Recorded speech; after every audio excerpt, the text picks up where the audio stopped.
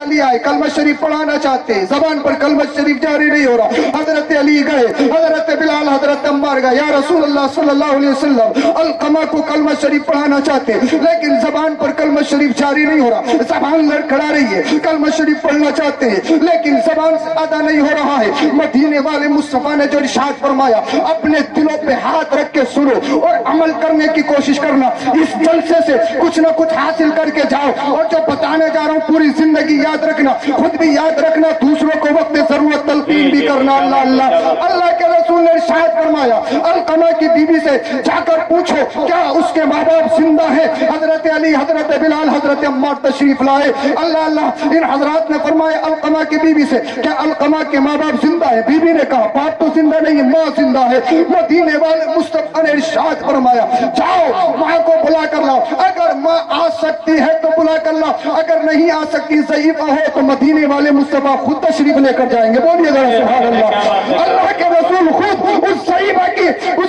کے یہاں پر جائیں گے. جب قاصد نے, حضرت علی, حضرت عمار, حضرت بلال نے کہا مدینے والے مصطفیٰ نے بلایا ہے, ایک دم کڑی ہو گئی. کس نے؟ آمینہ کے لال نے بلایا ہے, اللہ کے رسول نے بلایا ہے. آ گئی. پھر مدینے والے مصطفیٰ نے جو ارشاد فرمایا سنیے, اے علقمہ کی ماں, جو پوچھو سچ سچ بتانا, جھوٹ بولنے کی اور بیٹے کی محبت میں آ کے کچھ چھپانے کی کوشش مت کرنا. اگر چھپانے کی کوشش کی نا, قرآن کی فوراً وحی نازل ہو جائے گی, تمہارا پردہ فاش ہو جائے گا, کیونکہ سب سے چھپا سکتی ہو, مجھ سے نہیں چھپا سکتی ہو. اللہ اللہ. علقمہ کی ماں کہتی ہے رسول اللہ ارشاد فرمائیے کیا حکم ہے.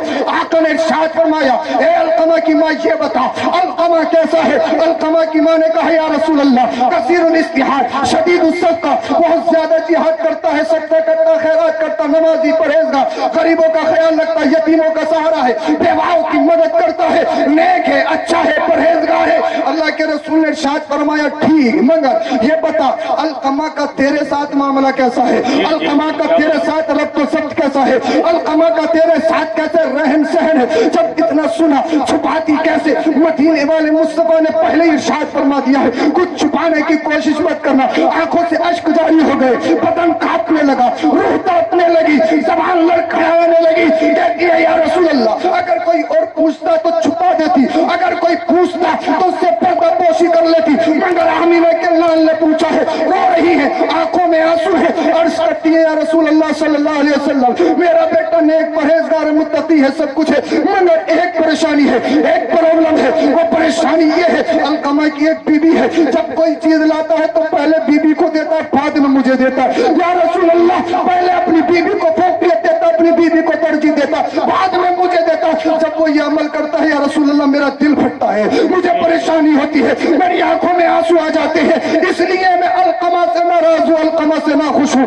اللہ کے رسول نے جب اتنا سنا ارشاد فرمایا صحابہ سے لکڑیاں جمع کرو. لکڑیاں جمع ہو گئی. پھر ارشاد فرمایا کہ ان لکڑیوں میں آگ لگائی جائے. علقمہ کی مارچ کرتی ہے یا رسول اللہ صلی اللہ علیہ وسلم یہ تو ارشاد فرمائے لکڑیاں کیوں جلائی گئی ہیں, لکڑیاں کیوں اکٹھی کی گئی ہیں. اے مچھائلی قرب و جوار کے زندہ دل مسلمانوں, میرے ان چند جملوں کو اپنے دلوں پہ نوٹ کر لو. اللہ کے رسول نے ارشاد فرمایا لکڑیوں میں آگ اس لیے لگائی گئی ہے کہ تیرے بیٹے علقمہ کو اس آگ میں زندہ جلایا جائے گا. جب ماں نے اتنا سنا, ماں کہنے لگی یا رسول اللہ میرے بیٹے کو میری آنکھوں کے سامنے جلایا جائے گا. ہاں ہاں تیرے بیٹے کو تیری آنکھوں کے سامنے جلایا جائے گا. یا رسول اللہ کیا میرے بیٹے کو میری آنکھوں کے سامنے زندہ آگ میں جلایا جائے گا. ہاں تیرے بیٹے کو تیری آنکھوں کے سامنے زندہ جلایا جائے گا. یا رسول اللہ اگر میرے بیٹے کو زندہ آگ میں جلایا گیا تو میرے بیٹے سے پہلے میری جان نکل جائے گی, میرے بیٹے سے پہلے میری روح نکل جائے گی. یا رسول اللہ بھلا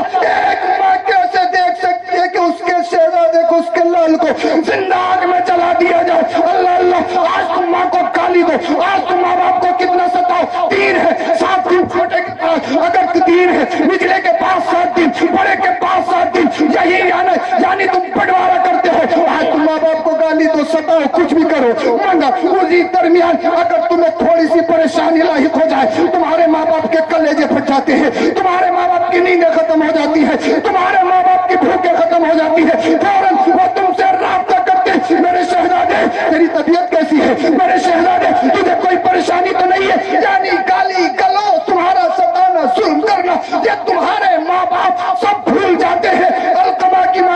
یا رسول اللہ بھلا ایک ماں اپنے بیٹے کو آگ میں زندہ جلتا ہوا کیسے دیکھ سکتی ہے؟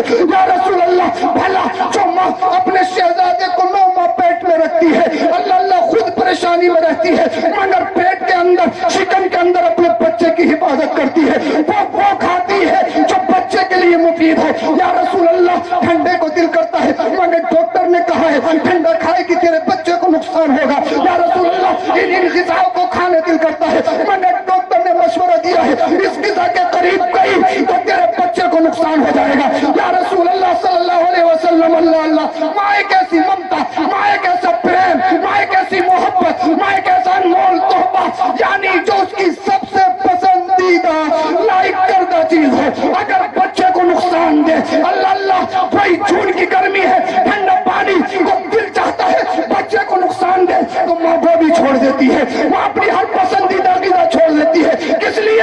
اپنے بچے کے لیے۔ کس لیے؟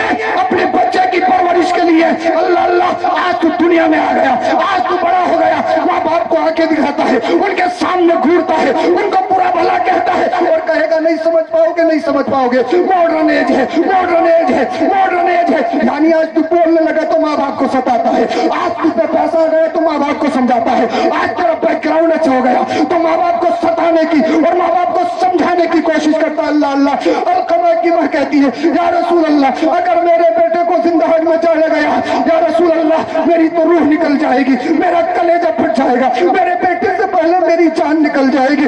یا رسول اللہ رحم کریے، کرم کریے، میرے بچے کو بچائیے، میرے بچے کو بچائیے۔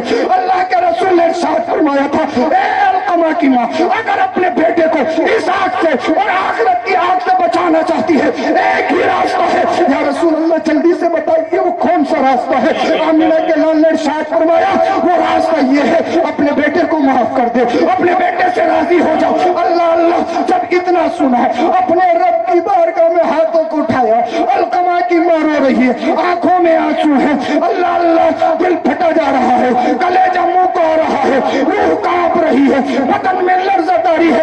اے اللہ تو سب جانتا ہے، تجھے حاضر و ناظر جان کر تیرے رسول کو گواہ بنا کر تیری بارگاہ میں دعا کر رہی ہو۔ اے اللہ تو جانتا ہے ماں اور اس کی اولاد کے درمیان تو نے جو ایک قدرتی محبت رکھی ہے، اس لیے اللہ جب تو محبت کی مثال دیتا ہے تو اپنے آپ سے دیتا ہے، یعنی اپنی محبت کی مثال دیتا ہے تو پھر ماں سے مثال دیتا ہے۔ اے اللہ تو جانتا ہے ماں اور اولاد کے درمیان ایک قدرتی محبت، ایک قدرتی پریم پیار ہے۔ اے اللہ میں کیسے اپنے بیٹے کو تڑپتا ہوا دیکھ سکتی ہوں؟ اے اللہ رحم فرما، میں نے اپنے دل سے، میں نے سچے دل سے اپنے بیٹے کو معاف کر دیا ہے۔ اے اللہ مصطفیٰ کے صدقے میرے بیٹے کو معاف کر دے، میرے بیٹے سے راضی ہو جا۔ ادھر القمہ کی ماں نے رب کی بارگاہ میں ہاتھوں کو اٹھایا، مدینے والے مصطفیٰ نے ارشاد فرمایا اے علی بلال القمہ کے گھر پہ جاؤ۔ جب حضرت علی حضرت بلال القمہ کے گھر پہ گئے،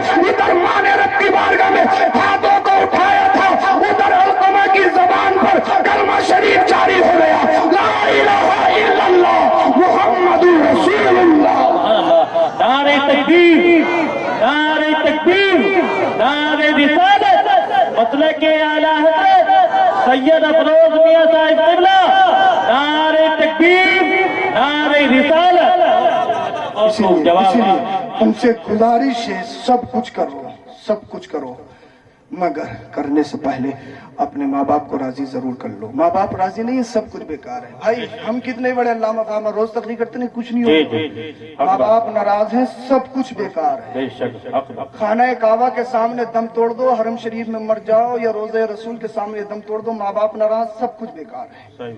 ماں باپ ناراض کسی حال میں نہیں ہونا چاہیے، اور ماں باپ کو بھی سوچنا چاہیے اپنے بچوں کی تربیت اچھی کرو۔ سب کچھ بنانے سے پہلے ان کو انسان بنا دو، ان کو سچا پکا مسلمان انسان بنا دو۔